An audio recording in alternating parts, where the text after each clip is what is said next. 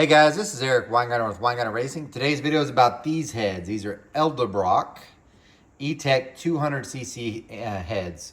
These are a small block Chevy head. These are in for review. They're on the flow bench. Obviously, I've already flowed them. I took off the clay radius entry so you can kind of see.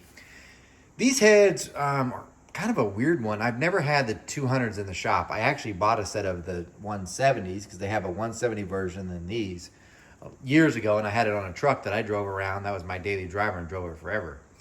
But these are the bigger 200s, and this is the first time I've ever actually seen them. So what makes this head different from other small block Chevy heads? For one, this is a Vortec replacement. Don't worry, I'm going to take it off the bench and I can show you the chamber. But the idea was this was going to be something you could slap on a Vortec. Like you already had your engine, you had Vortec heads on, you could replace them with these heads. A couple of mistakes. I think Edelbrock, whatever. I hate saying that name. Made whenever they made these was this. They put the Vortec pattern. That's what this is. So this is the Vortec bolt pattern. The disadvantage of that is once you've done a Vortec pattern, the only intake manifold you can ever run would be, you guessed it, a Vortec. I think they would have probably sold way more if they had also would have added just your regular old school bolt pattern that would have existed in most small block Chevy heads. Because let's face it, if you were buying this 200cc head, you might have had a 383 and you just might be wanting to replace it. So that'd be the purpose of it.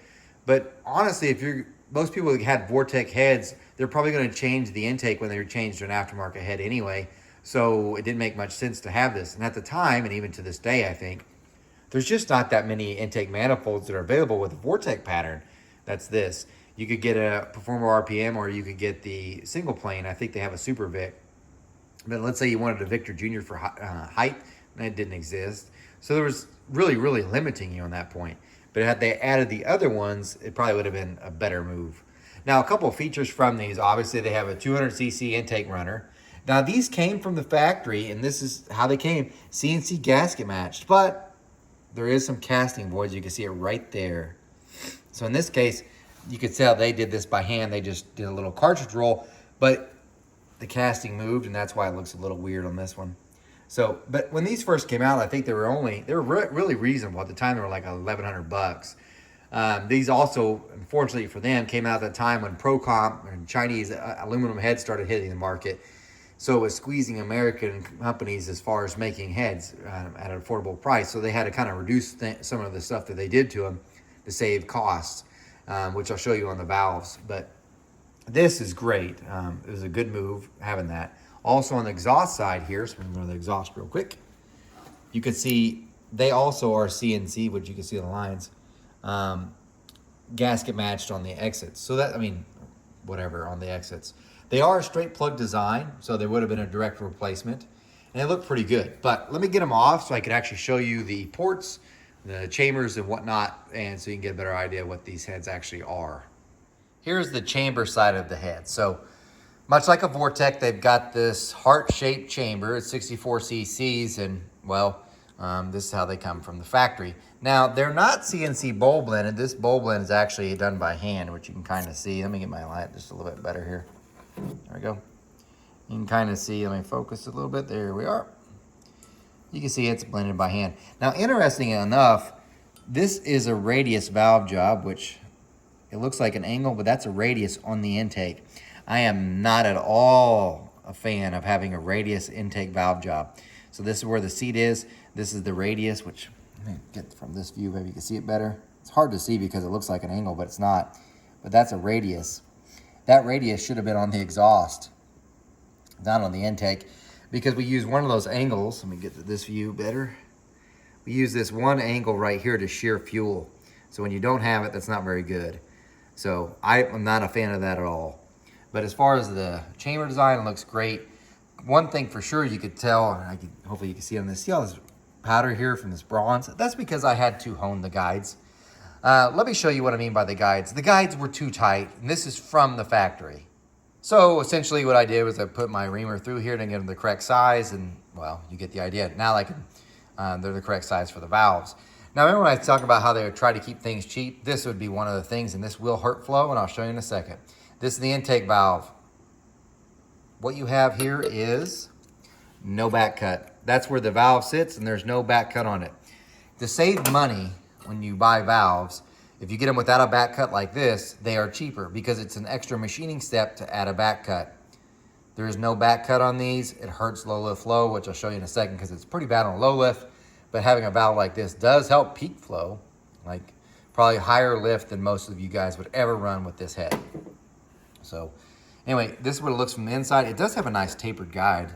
That's very unusual. Usually they're straight, and this is a tapered one. That's pretty good.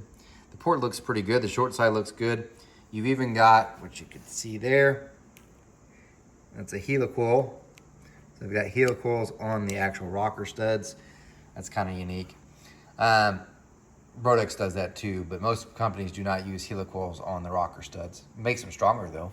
Anyway, there's pretty much your view of this, and you've already seen the view of the intake side. So let me show you the flow numbers and you can get a better idea of what I'm talking about. Here are the flow numbers. These are on a 4030 bore, no exhaust pipe. So if you look at the I care most about 4, 6 and peak. But I will say this, look at these low lift. Low lift at 100, I don't really care, 61. This one at 0.2, 114, that's extremely low. Extremely low, and that's because there's no back cut here. And I'll go ahead and tell you, the valves are shrouded. This heart-shaped chamber that everybody seems to love, it really tightens up on this valve here and it shrouds them. So let me show you kind of a different idea. I'll come back to these. I know you hate that, but watch this.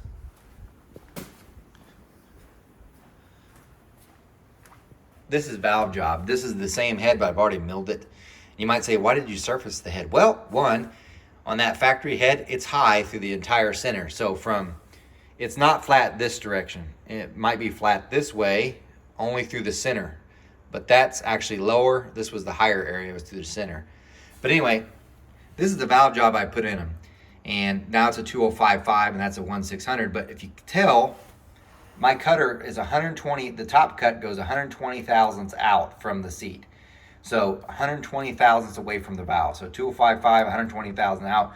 You could tell what's hitting the chamber. And you could tell it's hitting all the way around. You're like, no, you sunk them. Nope. That's the same depth that's hitting the chambers. In other words, that chamber, which I'm about to go back to the stock one and show you, it's tight to the valve and it's restricting the low lift flow. And that's why it's doing that. These are angles. This is what we want to see. Back to the numbers.